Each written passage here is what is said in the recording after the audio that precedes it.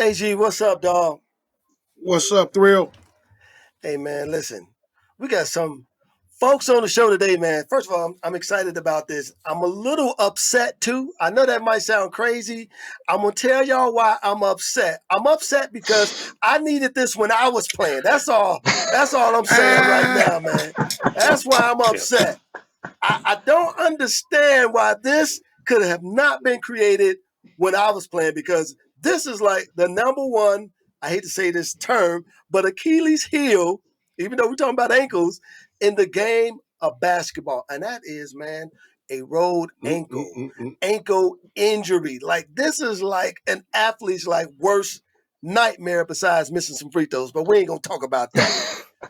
But on today's show, I think something is being created in the basketball community that needs a voice, that needs to be talked about. And we have two folks joining us today, Ezra and Alex. They have invented, created, co-founded, brought to life literally a basketball shoe that is going to revolutionize the game. I really believe this because every athlete wants to be able to play and keep on playing without rolling that ankle. And they are the co-founders of Andiem, a basketball shoe that looks pretty, that's functional. But let me tell you, man, I saw the reviews online. I saw folks out there balling in them. The grip is incredible. I'm waiting on my pair. Yes, I want a pair too. This is going to be next level. I'm Will Gates. That's my dog. Arthur Agee in the building. We want to welcome to the show Ezra, Alex, the co-founders of Andiem Basketball Shoe. Fellas, how y'all doing, man? Doing great. We're doing great. It's an honor to be here. We're really excited to chat and get into it. Oh, man. Well, listen, we can start this a number of ways, but let's just jump in it, and any one of you guys can fill us in on this, man. But what was the inspiration behind wanting to create a product like this? Yeah, I mean, the inspiration goes back. I mean, first of all, I just gotta thank you again for having us. I mean, seeing Hoop Dreams going up, I watched it again to relive it recently, and to be chatting with y'all is an honor. Truly an honor. And I always got to catch myself because, I like to think of myself a little bit as a hooper, like a little bit. Yeah. But I always got to be careful when I say that in the presence of real hoopers. And so, take everything we say with a grain of salt. We love basketball.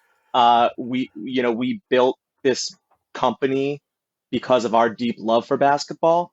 But we don't play like you guys. So, just gotta put that out there, say that up front. Hey, long as you got the love for it, you all right in our book. And so, so the love is why we started Andiem and where we got the inspiration. Ezra and I met playing basketball. We've been playing basketball for now over 17 years.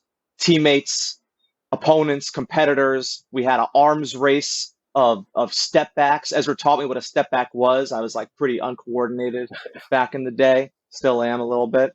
And unfortunately, the other thing that we had in common, in addition to loving the game, was ankle injuries. And for us, it was a repeat issue. I have an extra bone in my ankle that's actually very common. Like almost 20% of people have this. They don't notice it.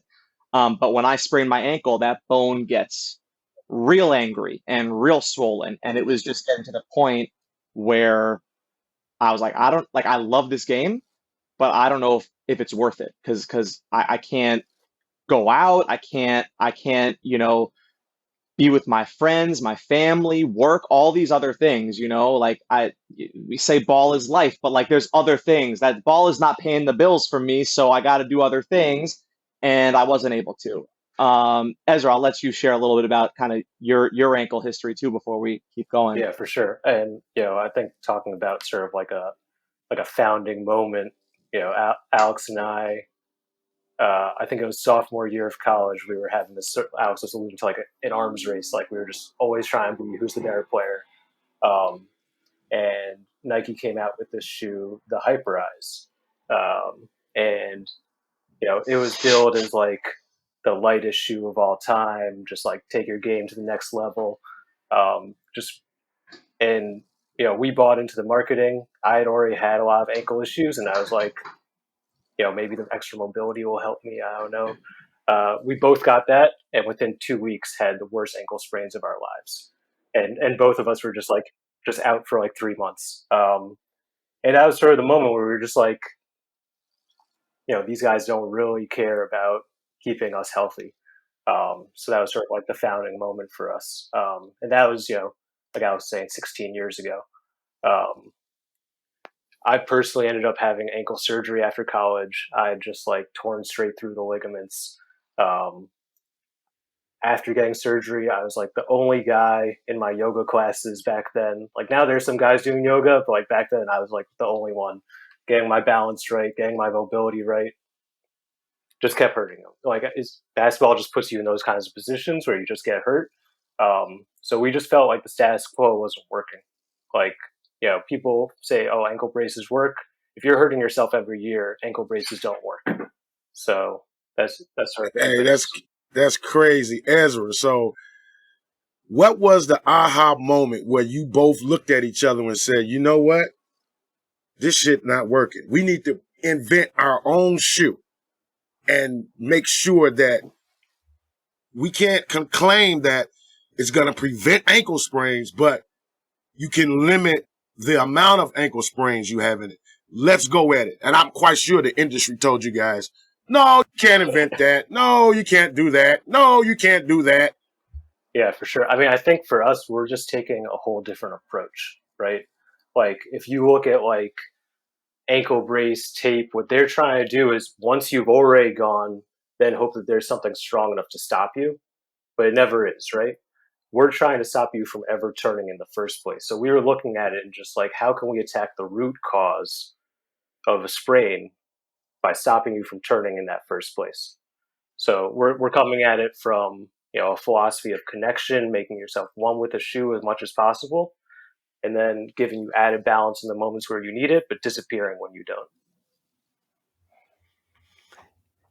Fellas, let me tell y'all this, man. One of the reasons why I love the creation of this shoe, and I'm just thinking about from my own personal days, is it gives athletes a freedom that we didn't have at first. Like when you and you guys have talked about this earlier, when you have ripped your ankle up, it's swollen, that move you made that ripped that ankle up, you don't necessarily go at it as hard as you used to. You got some pullback on that. But I'm reading all the reviews on the shoes. I'm watching the videos, man. I'm seeing guys, especially this day and age. I mean, we're not as creative as these guys are now. I look at some. Y'all gonna have to create some, not just shoes, but you're gonna need some knee braces, some shoulders braces, every kind of thing, because the way they move now. But I want to follow up with Agee's question. When you guys was just sitting around, who did the light bulb go off on first? Who said, let's do this? Well, so in terms of who actually like had the kick in the pants to do it, that I got to give Ezra credit for that. He was like, we got to do this. We can do this. I was a little nervous. I was like, making a shoe? That's crazy. There you go. See, Alex, you would be William and Ezra is me. But but not just the industry, people online, like everyone's still telling us that it's impossible. There's someone on Instagram who owes us 50 mil because he said, if you can save an ankle, I'll give you 50 mil. I'm like, where is this guy? I want that. That's right. We'll have a whole new 5 product lines with that. So, but in terms of the light bulb of like how we wanted to create it, it's actually like a perfect blend of some of our different approaches to footwear and performance. So, I was always obsessed with lockdown. Like any shoe that had amazing lockdown, usually not straps, usually it was some kind of lacing mechanism, but maybe it was a strap. I wanted to be connected.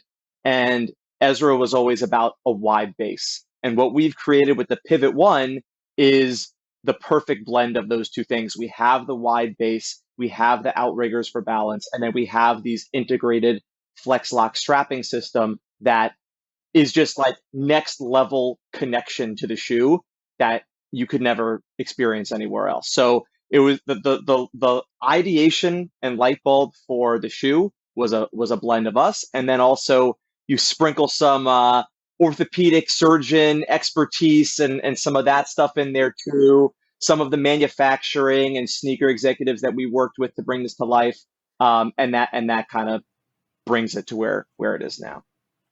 Now, what was that creation process like? I mean, were this days, months, years? What was? Give us the creation process to bring all this together. Yeah, I mean, what's crazy is that any basketball shoe on the market took 2 years to get there.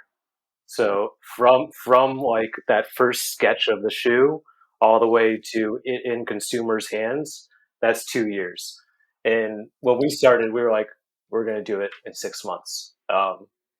But no, it took 2 years. No, it was impossible. You can't do it in 6 months. We had set up our whole supply chain. We're made in Vietnam. Almost all of our materials are made in Vietnam, and we even started actually right at the end of the height of COVID. So factories were shutting down in China. We got kicked out of our first factory because COVID shut down China. All the orders from China came into Vietnam. All of a sudden, our little factory that had been, just like taking on our order, they have New Balance coming in saying we're going to like give you hundreds of thousands of shoes. So we're out. Wow. we had to go through a bunch of factories. Eventually, found one that was really into innovation and really wanted to do something new. And they were a great partner for us throughout this whole thing. But definitely that first moment of us getting a real playable shoe and being able to put like that was one of the highlights of my life, honestly. Like just having this thing that we've created and that we're playing basketball in it. It was just amazing. You got to tell us. So when y'all first got this shoe, you put it on. I know y'all played 1-on-1. Who won? I think our first playable shoe, we literally only had one pair. So there was no one-on-one. It was like, I mean, that's how the process worked. I have some of the pairs nearby, but yeah, it was like it was more like we would rock, paper, scissors or flip a coin or wrestle a little bit for like, who gets to try them on first? Who's going to put up shots first? Right. And then we would trade back and forth and get feedback. And, one of the things we learned early on is that feet are just way more unique than people give them credit for, right? Like they're all different and it's really wild. And we've gotten to know that very well. And I think fortunately, Ezra and I have very, very different feet. So like he's got a higher arch and I'm very flat footed. Our widths are in different places. And so when we were developing the shoe, we were always trying to make it so it worked for both of us. And we were like, if it works for you and it works for me, odds are it's going to work for a lot of people and it's going to be comfortable and perform for a lot of people. So that was a good kind of like secret ingredient to how in our testing process and our development process, how we tried to make it work for a lot of people, even though everyone's feet are obviously very different. Now, how did you guys know that we got the shoe? This is it. Like you said, there's plenty models that you walked in, you looked at, you tweaked a little bit. How did you know, okay, this is it?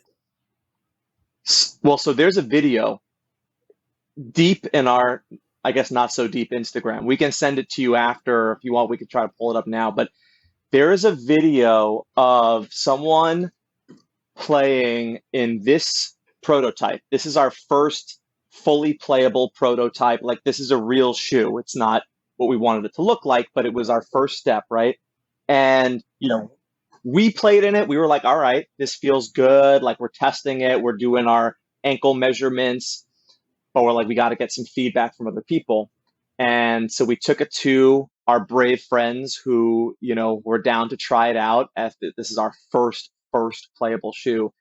And in one of those wear tests, one of the guys, and we happened to capture this in slow motion, like literally could not draft this.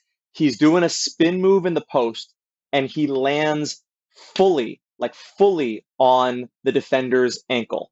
And you see his ankle like start to go, and then it hits this invisible wall and it just stops.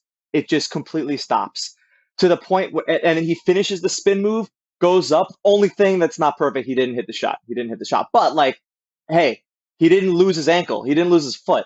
So, and he didn't even really realize that he had landed on the defender's foot. And I'm sitting there like, oh my God. And then I show it to him after. Everyone's mind was blown, and like we were like, we did it. Like this is it. Yeah, because I was gonna ask you, because normally when you come down on somebody's ankle, or you're about to, you're on top of their foot and it starts to turn, like that player give a little jerk, like, oh damn, like, did he even do that? No, fluid. Like Wow. He just like spin. He pushed. You see him like push off the foot. Poor guy's foot on the bottom, and then he just finishes the spin and goes up. But it's interesting. It goes to, we've been talking a lot about kind of the innovation of the safety of, and Will, you were talking about how when you hurt yourself doing a move, you don't go back to that move with the same level of confidence, right? Mm-hmm. And one of the, it's appreciated by our customers and by the players already wearing the pivot, but by the people who don't know, I think it's underappreciated, the confidence boost that you get with Andiem.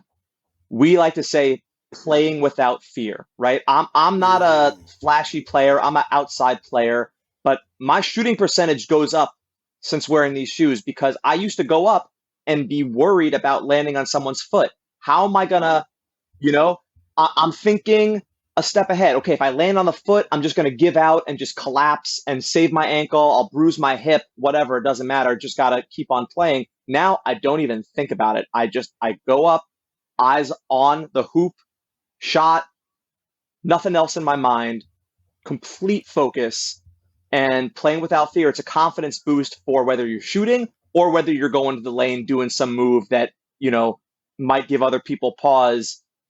Euro step in the lane, doesn't matter. Like, you're going to be good. If you land on someone's foot, you'll be okay.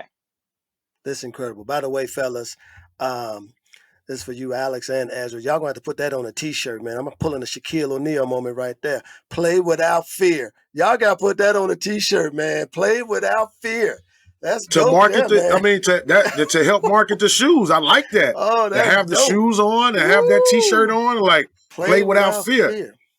So let's get into this too, man. The name. I mean, give us the strength behind this, because I looked it up. I saw what the name means, but tell our audience, what does Andiem mean?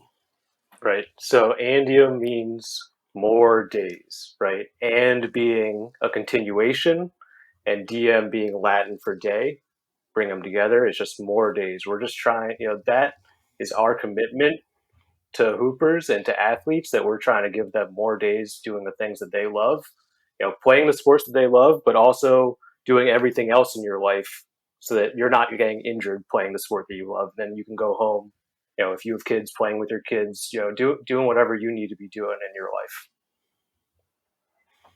Now, tell us, how are you guys marketing your shoe? Like I said, I saw some YouTube videos out there. I saw guys playing in it. Are you guys also like with test wears? You're doing things like that as well to market your brand? We do a lot. We do a lot in the kind of grassroots realm. So, we're based in Brooklyn. We do a lot in the New York pickup basketball scene. We like to say that we're trying to hit every pickup run in New York City. So for anyone listening, watching, if you if you got a pickup run and you want to check out Andiem and the pivot, you sign up on our website. We'll come to you. We'll bring a bunch of samples, and you'll get to experience playing without fear for yourself. So as long as we get to play too, we still try to, we'll try to hang. So that's a fun way to something Ezra and I both loved about basketball is just the community, the people, meeting people, and in 5 minutes of being on the court, you have a connection that might take years to form off the court, right? So this whole grassroots try on run initiative, like it's just very much part of Ezra and my DNA to begin with, and it obviously makes sense for Andiem because, as we said, there are people who think we're doing something or claiming to do something that's impossible, and so feeling is really believing, and we like to let people feel that for themselves. So that's one part. And then we're doing, some of the traditional digital marketing, but we don't really do a ton of that. We've got a bunch of ambassadors. We're trying to, get ambassadors at all levels, from the rec league players to the NBA. A lot of trainers, a lot of like NBA trainers who are, on their feet all day, and being on their feet and training is their livelihood. They really like the pivot. And so those are a couple of the ways that we've been marketing. And then I guess the last one is like partnerships and collaborations with communities of basketball. So mostly focused in New York, but we've done some in LA too. Anywhere where people are congregating, are subscribing, are playing basketball or learning about basketball or working on their game or anything like that, those are typically communities that we like to team up with and add value to their community, add value to their members by giving them exposure to what we're bringing to the game of basketball and what we're bringing to their longevity and their ability to ball for life. Well, you just saying that, in my head, my light bulb just went off and said, ding. So I'll explain that ding when we done here. Okay. So here's the other thing, fellas. I have to admit this too, man. When I first saw the shoe, my mind, I didn't really look at the shoe. I went to the color. That caught my eye. And then I went to the bottom of the shoe. I was like, okay, yeah, it's a winner.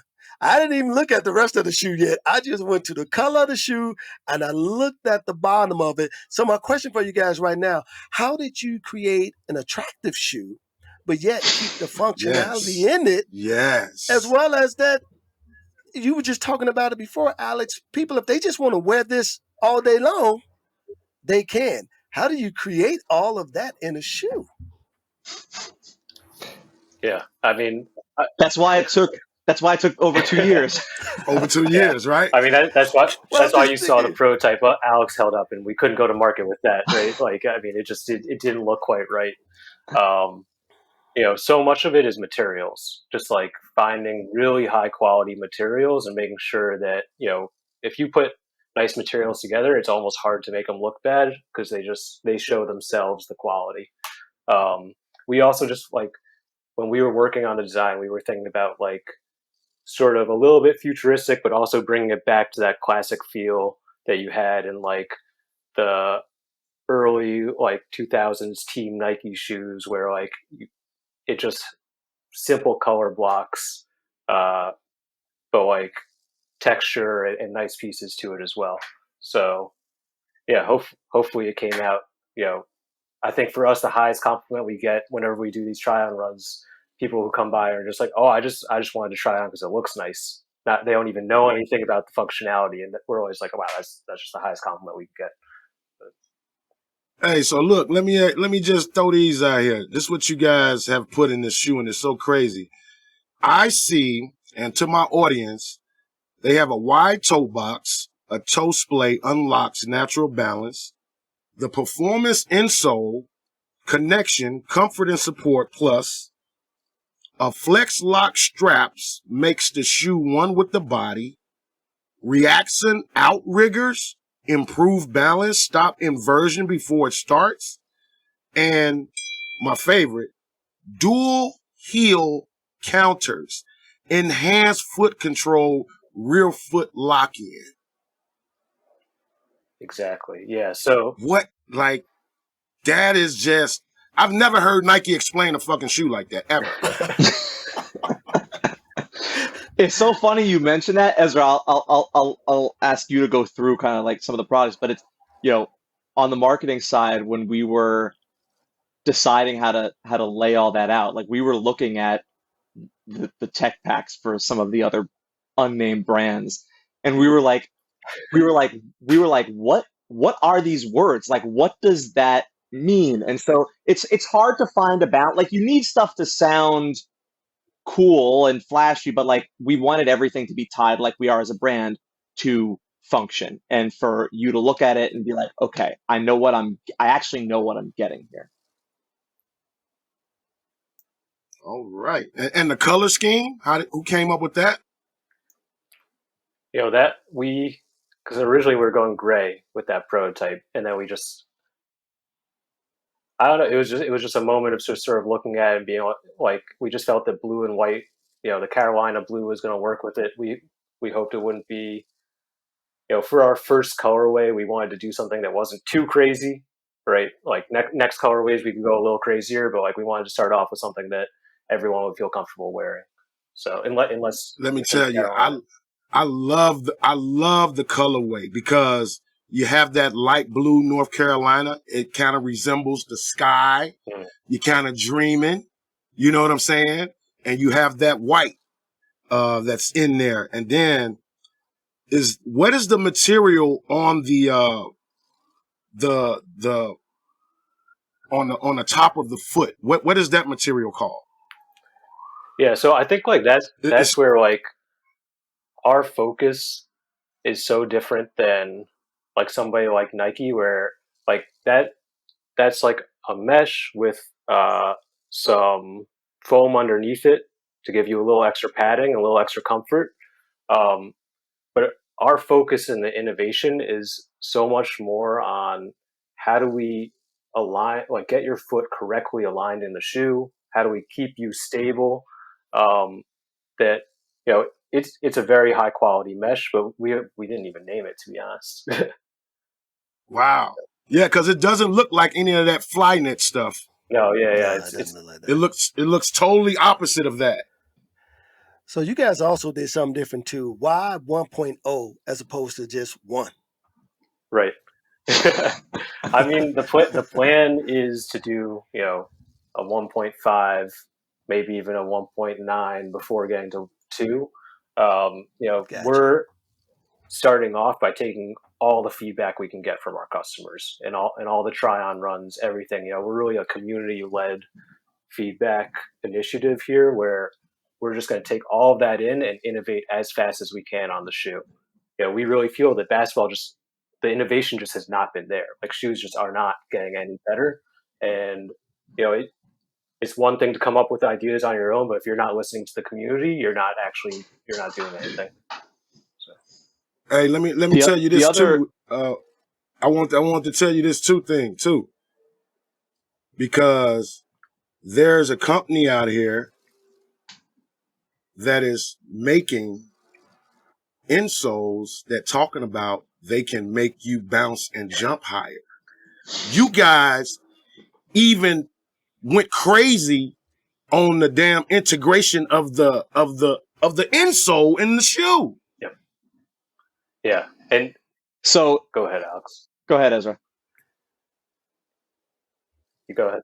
Well, so I mean, yeah, we're not claiming to make you jump higher or anything like that. No comment on that. But we are right. We're improving your foot health, and as you said, it's an integrated system. And there are so many ways that Ezra and I wanted to change the game for basketball players and athletes at all levels. One of them is the insole, right? Is like, how is it when you are a footwear company, when you're saying that you're, innovating for athletes, our feet are our foundation, right? Like all the injuries, all the instability, it starts at the feet and then it travels up. So taking care of our feet is so important. One of the women and ambassadors said yesterday, she's like, foot health is body health. And I agree so much with that. And so it's kind of messed up that sneaker companies are making shoes. They're putting a really, really cheap and garbage floppy insole that does nothing for foot health, nothing for body health. And then they're expecting you to go out and buy another insole that maybe or maybe doesn't fit perfectly in the shoe. It's like, come on. So we said, look, let's change the game. And honestly, our manufacturing partners, who are amazing, as Ezra said, great partners for us, they thought we were insane. They thought we were insane for putting this insole in the shoe because it's just become so normalized to kind of cut that corner and put that burden and that cost on the consumer. And we're like, we're not going to do that. But real quick, some other ways that we really wanted to change the game, and this goes back to your question about the 1.0.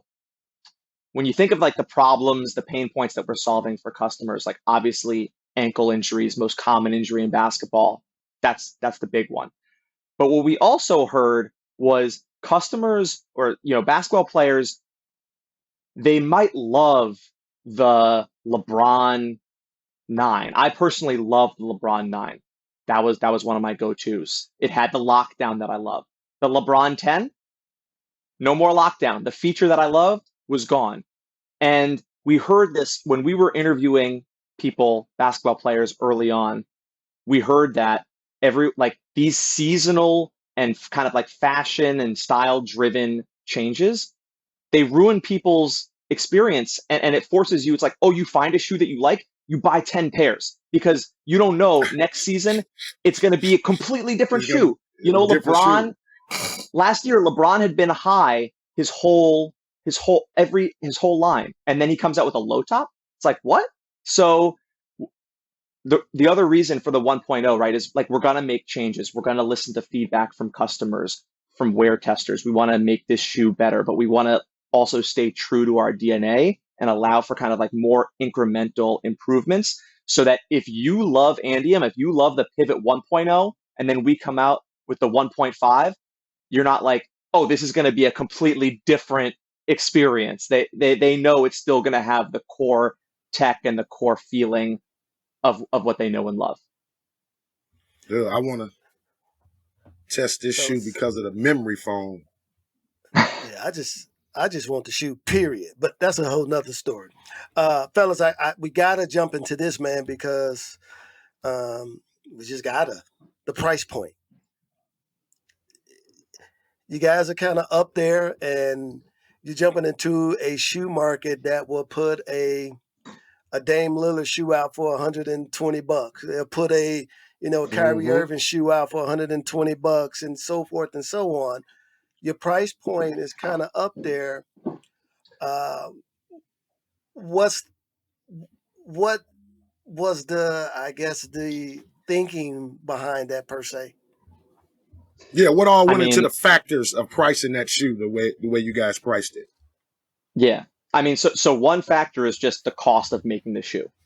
This is an expensive shoe to make. We're using really high quality materials and we're doing an assembly process that big brands wouldn't touch because it's too expensive. It takes too much time. The fact that these flex lock straps are actually built into the upper, like that is a complicated process that just takes time, costs money. So part of it is just the cost. Part of it is also the value. We really, feel like this is the best shoe on the market. If you have ankle injuries, it's a no-brainer best shoe on the market. And if you think of what people are spending in terms of, insoles, those insoles that make you jump higher are $100, and most insoles are 45, 50. We're coming in, we're pricing these at 40. We launched a pre-sale today. They're 35.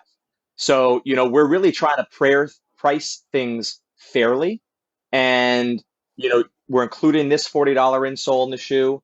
And then we're securing your ankles. If you think about what people are spending on braces if you think what people are spending on physical therapy or yoga classes or all these other things, you're really able to get something with the pivot that you just can't get anywhere else. So we're trying to price fairly.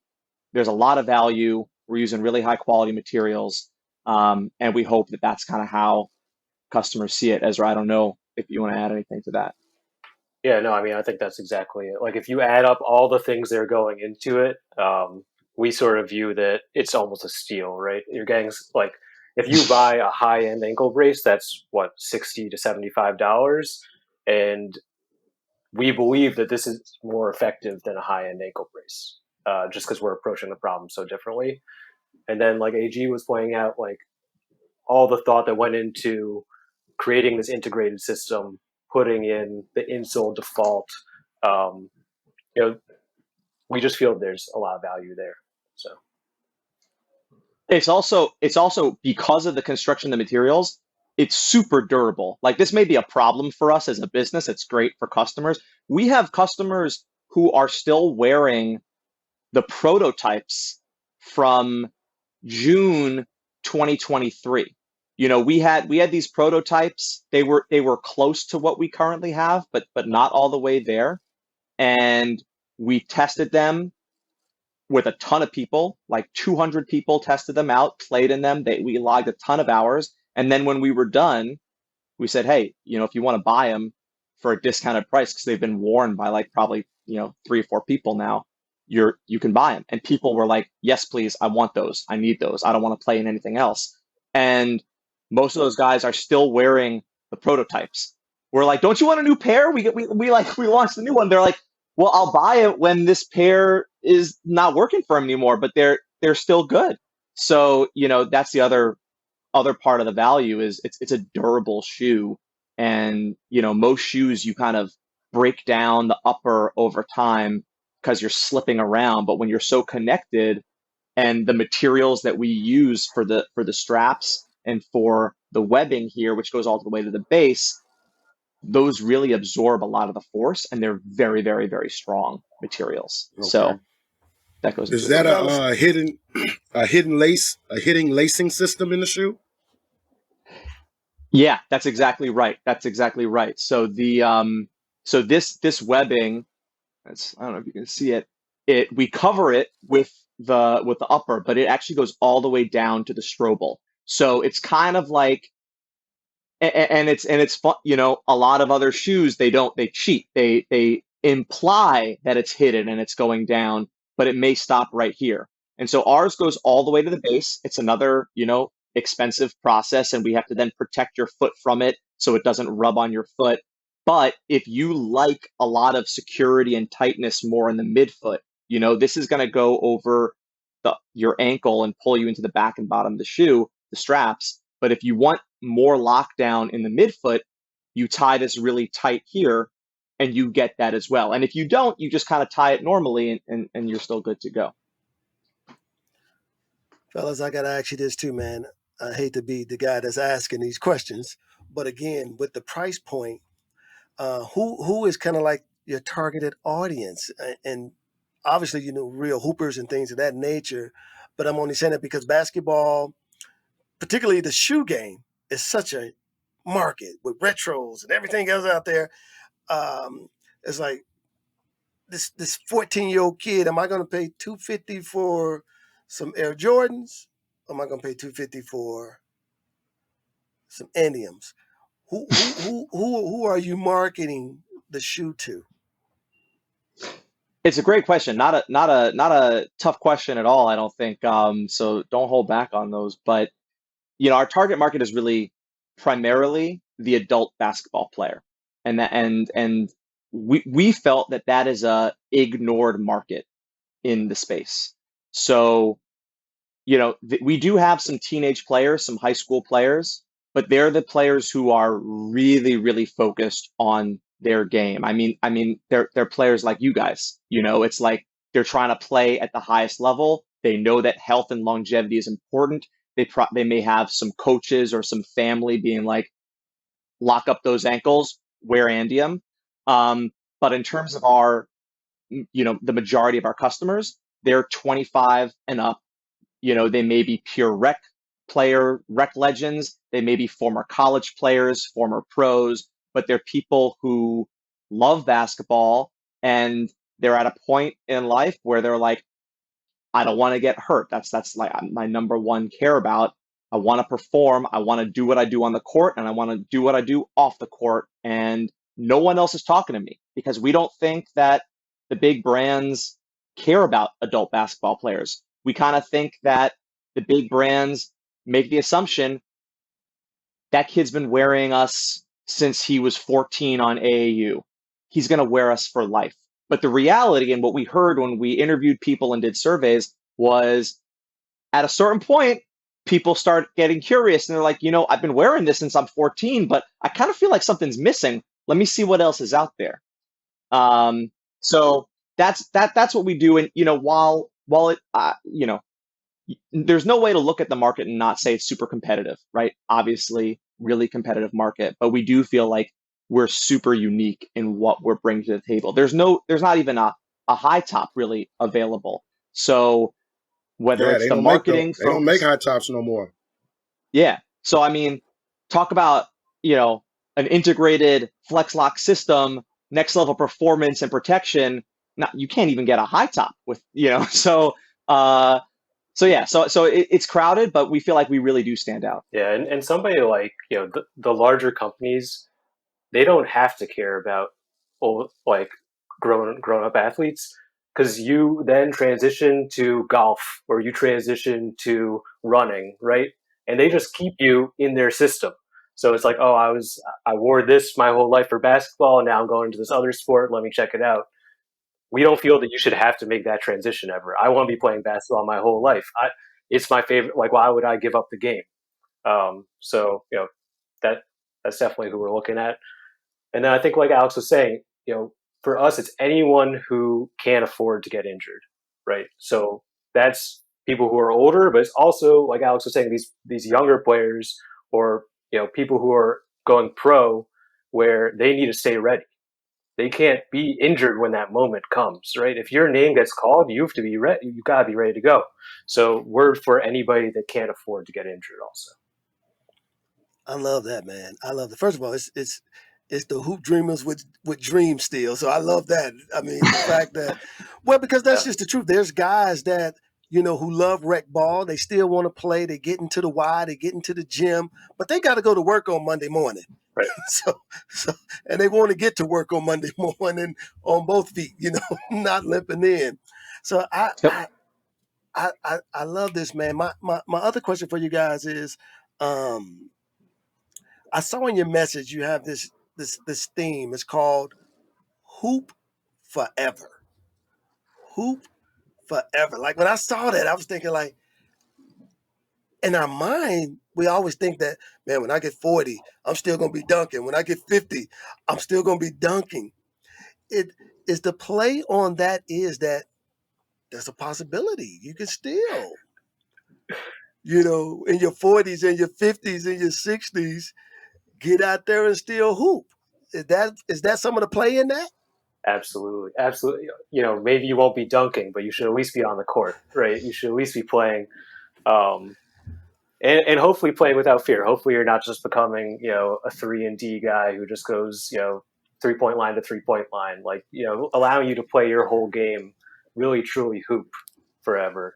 Or play like me, because at this stage in my life, I play offense on both ends. I ain't guarding nobody.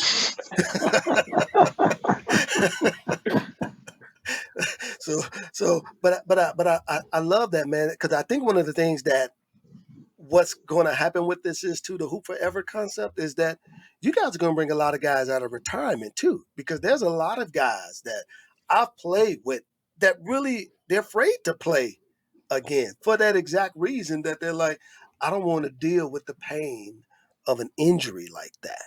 So I think you guys also, man, you're hitting on so many angles and corners that, like you said, has been forgotten in the basketball community. But I want to transition a little bit too, because this is a forgotten era in basketball, but it's really becoming strong now. And I shouldn't say a forgotten era. I should say we are slow to gain the momentum or we're behind the 8 ball on it. But women's basketball, are you guys marketing your shoe to the women's game? So actively, we're not really aggressive on that right now, just because we don't have the sizes. But that's not because we don't take it seriously. If anything, I'd say we take it really seriously. And, there's this expression in the industry called shrink and pink. Have you guys ever heard of that?